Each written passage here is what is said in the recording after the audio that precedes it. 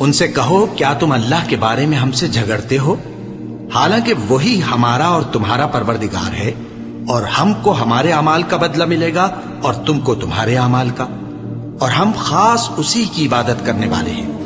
اے یہود و نصارا، کیا تم اس بات کے قائل ہو کہ ابراہیم اور اسماعیل اور اسحاق اور یعقوب اور ان کی اولاد یہودی یا عیسائی تھے؟ اے پیغمبر، ان سے کہو کہ بھلا تم زیادہ جانتے ہو یا اللہ؟ اور اس سے بڑھ کر ظالم کون جو اللہ کی شہادت کو جو اس کے پاس کتاب میں موجود ہے چھپائے؟ اور جو کچھ تم لوگ کر رہے ہو اللہ اس سے غافل نہیں۔ یہ انبیاء کی جماعت گزر چکی، ان کو وہ ملے گا جو انہوں نے کیا، اور تم کو وہ جو تم نے کیا، اور جو عمل وہ کرتے تھے ان کی پرسش تم سے نہیں ہوگی۔ احمق لوگ کہیں گے کہ مسلمان جس قبلے پر پہلے سے چلے آتے تھے اب اس سے کیوں منہ پھیر بیٹھے؟ تم کہہ دو کہ مشرق اور مغرب سب اللہ ہی کا ہے، وہ جس کو چاہتا ہے سیدھے رستے پر چلاتا ہے، اور اسی طرح ہم نے تم کو امت معتدل بنایا ہے تاکہ تم لوگوں پر گواہ بنو، اور پیغمبر آخر الزماں صلی اللہ علیہ وآلہ وسلم تم پر گواہ بنے۔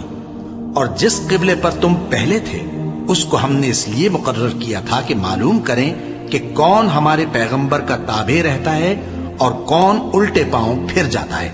اور یہ بات یعنی تحویل قبلہ لوگوں کو گراں معلوم ہوئی، مگر جن کو اللہ نے ہدایت بخشی ہے وہ اسے گراں نہیں سمجھتے، اور اللہ ایسا نہیں کہ تمہارے ایمان کو یوں ہی ضائع کر دے۔ اللہ تو لوگوں پر بڑا مہربان ہے، صاحب رحمت ہے۔ اے پیغمبر صلی اللہ علیہ وآلہ وسلم، ہم تمہارا آسمان کی طرف منہ اٹھانا دیکھ رہے ہیں، سو ہم تم کو اسی قبلے کی طرف جس کو تم پسند کرتے ہو منہ کرنے کا حکم دیں گے۔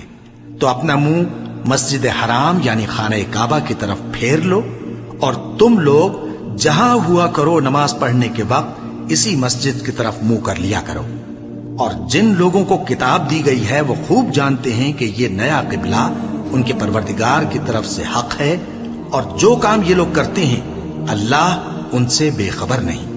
اور اگر تم ان اہل کتاب کے پاس تمام نشانیاں بھی لے کر آؤ تو بھی یہ تمہارے قبلے کی پیروی نہ کریں، اور تم بھی ان کے قبلے کی پیروی کرنے والے نہیں ہو، اور ان میں سے بھی بعض کے قبلے کے پیرو نہیں۔ اور اگر تم باوجود اس کے کہ تمہارے پاس علم یعنی اللہ کا حکم آ چکا ہے ان کی خواہشوں کے پیچھے چلو گے تو ظالموں میں ہو جاؤ گے۔ جن لوگوں کو ہم نے کتاب دی ہے وہ ان پیغمبر آخر الزماں صلی اللہ علیہ وآلہ وسلم کو اس طرح پہچانتے ہیں جس طرح اپنے بیٹوں کو پہچانا کرتے ہیں، مگر ایک فریق ان میں سے سچی بات کو جان بوجھ کر چھپا رہا ہے۔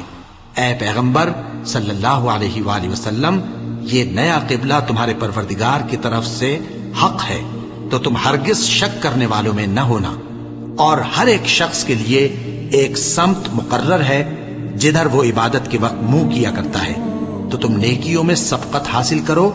تم جہاں ہوگے اللہ تم سب کو جمع کرے گا، بے شک اللہ ہر چیز پر قادر ہے۔